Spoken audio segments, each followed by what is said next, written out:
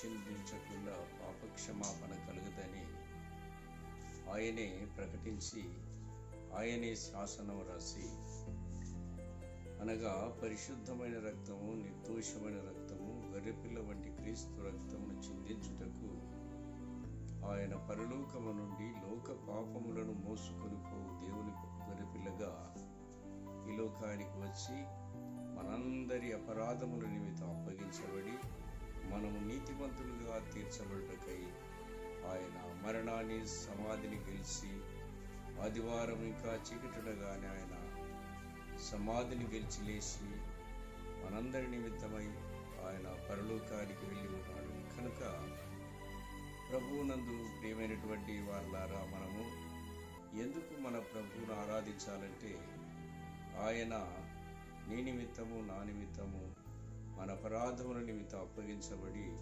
అమూల్యమైన తన రక్తమును కార్చి, మేకల యొక్కయు గొర్రెల యొక్కయు రక్తముతో కాక, కోడల యొక్కయు రక్తముతో కాక,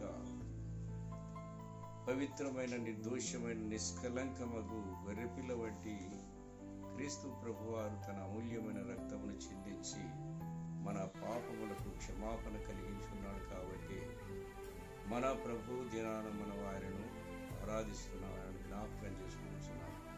ఎల్లప్పుడూ ఆయనను మనము స్తుతించాలని దేవుని వాక్యమైనటువంటి బైబిల్ మనకు బోధిస్తుంది.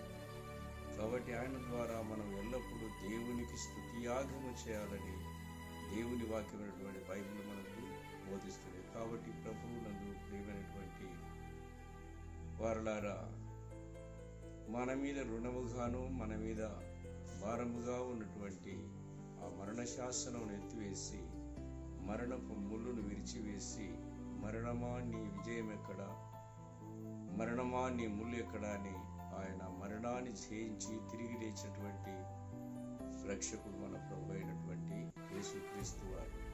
దేవుడి మాటలు మనందరి కొరకై దీవించి ఆశీర్వదించుగాక. ఆమేన్.